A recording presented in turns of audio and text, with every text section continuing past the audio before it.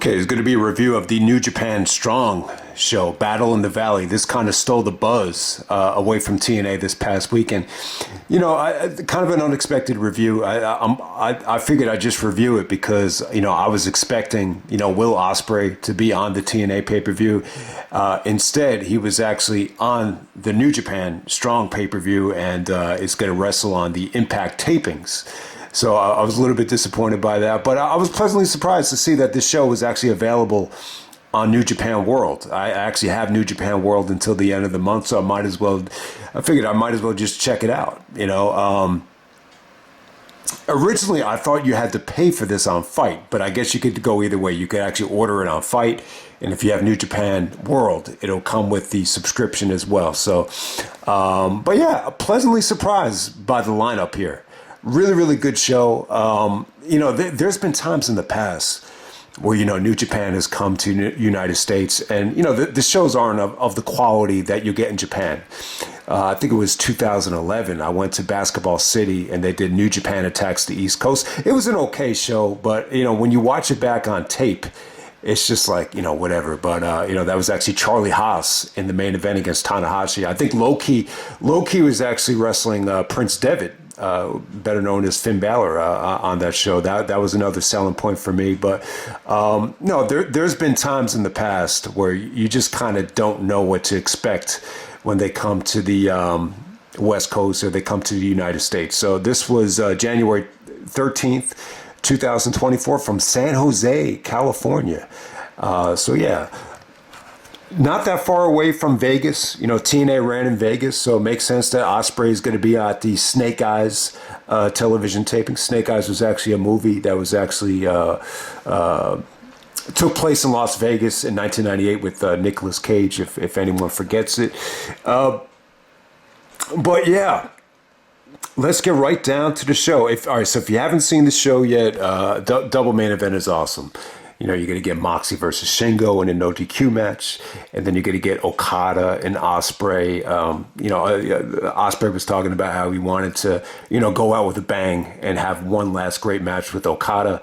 So this is the first time I've seen Ospreay and Okada face each other. I think they have history at Wrestle Kingdom and obviously this past year in the G1 Climax tournament. So I can't say that this was the best Okada Ospreay match, but I just will say this double main event is incredible. I mean, this is one of the best double main. This is going to end up being one of the best double main events of the year for any wrestling promotion. Before we get on to the review, though, I want to say this about the show. So they actually have this with Japanese commentary, which wasn't bad, but I would recommend this. If you can find a way to watch it on Fight with the American or English commentary, I think that would be the way to go. Not because of the commentary, but because of how the show was mic'd. I just felt like, you know, I'm a big fan of hearing like everything in the ring. And I just felt like the mic wasn't, the ring mic wasn't mic'd very well in this show. You know, you could definitely hear the crowd, but same thing with the crowd. It just felt like the levels were a little bit off from what you're usually expecting. Wrestle Kingdom, that wasn't a problem at all, but I don't know what it is. Maybe it's a New Japan Strong issue. Just I just thought the settings were a little bit off in terms of the audio. I don't know if anyone else felt the same way, but it was a little bit tough to watch the whole show because of that. But let's get right down to it, man. You know, first match of the night, you had Jacob Fatu, Fred Rosser, Shota Umino taking on Team Filthy of Tom Lawlor, Jorel Nelson, and Royce Isaacs. You know, this was good stuff. Shota Umino gets a nice little big victory here, kind of rewarding him for the amazing year that he had. You get to see Jacob Fatu here. He's created a lot of buzz in MLW. You know, he's had some of the best, you know, matches of the year for MLW. Tom Lawlor, we've seen him in Bloodsport. You got to see him plenty of times in the United States over the year. So yeah, this is a fun little match. What you're going to remember this for is Jungle Boy. Jungle Boy actually attacks Shota Umino after the match is over, and he rips up what looked like an AEW contract. So I don't know what this means. Maybe Jungle Boy is not coming back to Jungle Boy Jack Perry, not coming back to AEW. You would think the animosity would be more towards CM Punk, but it's unrealistic to think that Jack Perry would attack CM Punk in the WWE. But yeah, he looked a little bit scruffy. He looked a little bit rebellious. But I don't know. I mean, for what happened between him and Punk, does it really warrant him to not be in AEW anymore? I don't know. I don't know exactly what happened. I thought, I thought Punk was going to take the brunt of the punishment there, but it looks like both guys are going to be out of AEW now. So there you go with that. Next up, you have Mascarada, Dorado, and Volador Jr. actually taking on Rocky Romero and Soberano Jr. All right, this was a solid little tag match right here. You get to see Rocky actually come out with what looked like an MLW championship. Excuse me.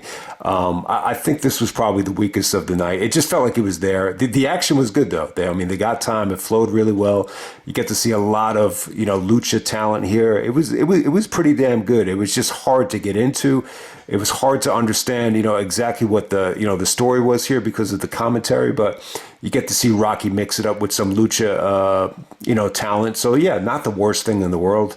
Next up, we had David Finlay actually taking on TJP. This was really good. This was good stuff. TJP surprised me here. He almost upset Finlay, which would have been a huge upset because Finlay is getting a big push now. He just won the IWGP, Intercontinental Championship, whatever they call it. So yeah, TJP had his moments here with the red mist, and he almost upset David Finlay. So yeah, this was pretty good stuff. I thought Finlay had a good performance. He came off like a really badass heel. So good combination right there. Better than expected.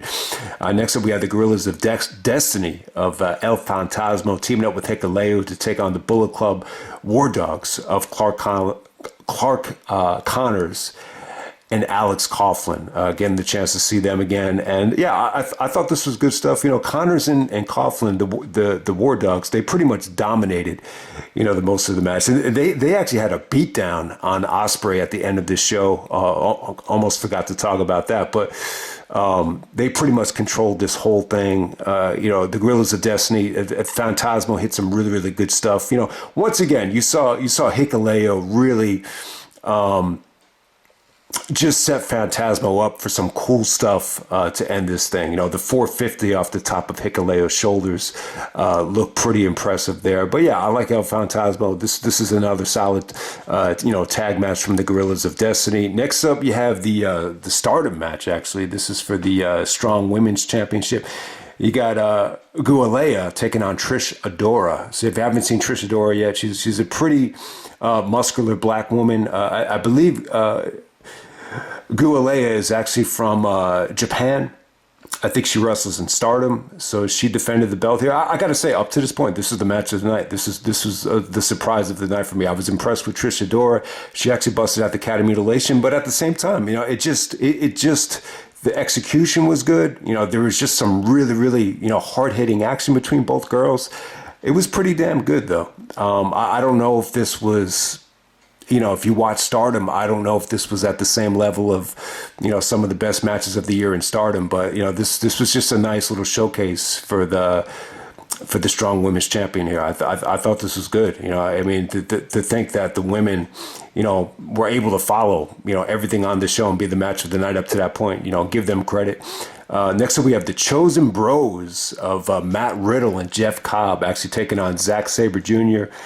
and Bad Dude Tito. I thought this was good. This was good stuff. You get to see Riddle and Zack, rekindle their competitive rivalry from Evolve. Riddle and Cobb as the Chosen Bros. They teamed up plenty of times in PWG, so they kind of, picked up right where they left off with their chemistry. I thought Bad Dude Tito was good here. You didn't get a lot of Zack here, but, this was a nice way for Riddle, to reconnect with the indie fans and the, hardcore wrestling fans. And it went over pretty well. I don't know exactly what happened to Riddle in WWE. I would say this, though. When you see what happened to Riddle, why is he not there anymore? Does it have to do with weed? Does it have to do with not getting along with Seth Rollins? I have no idea. But I would think that maybe if Randy Orton didn't get hurt, who knows? Maybe Orton would have protected Riddle. I thought they were really close, but at the end of the day, Riddle is back wrestling on the indies in New Japan Strong, and it was good. Riddle he brought it here, man. You get to see vintage Riddle here. There didn't seem like there was any decline or, any watered down, style from Riddle. So we're going to move on to the next match. We got Eddie Kingston actually taking on Gabe Kidd. This is for the American Triple Crown Championship. So this ended in a count out. This dude, Gabe Kidd, I've never seen him before, but he really got under Eddie's skin. Lots of trash talking, really talking down to Eddie. He started calling him fat, and this just ended up being a brawl. I mean, this definitely had its moments, though. This definitely felt like it was something from Japan with the way Eddie was suplexing Gabe Kidd. So this was definitely going well, but it just got a little bit too wacky. Once Gabe Kidd got on the mic and started trashing Eddie for being out of shape and fat, it just kind of ended abruptly. But it was good stuff while it lasted. I get why it was a double count out. Eddie just won the Triple Crown.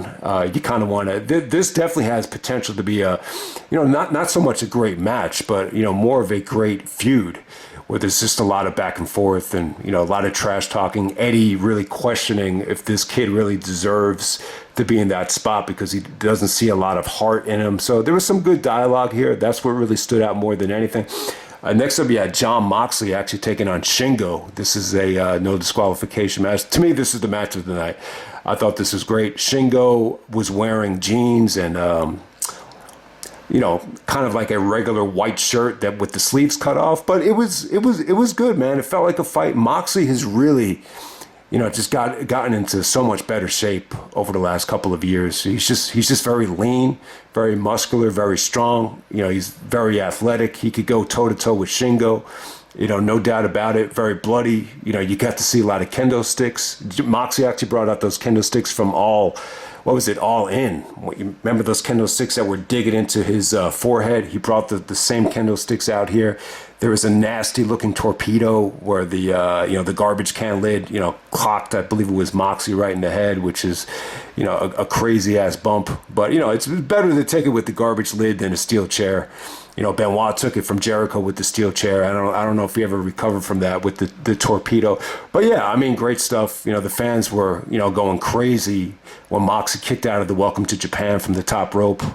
I think Moxley actually puts Shingo away with the paradigm shift. But hey, it felt like a war. It felt great. I just wish the ring was mic'd a little bit better here, because you just had some really good hard-hitting action between both these guys. Both these guys are made for each other. This would have been a great match to put at Forbidden Door.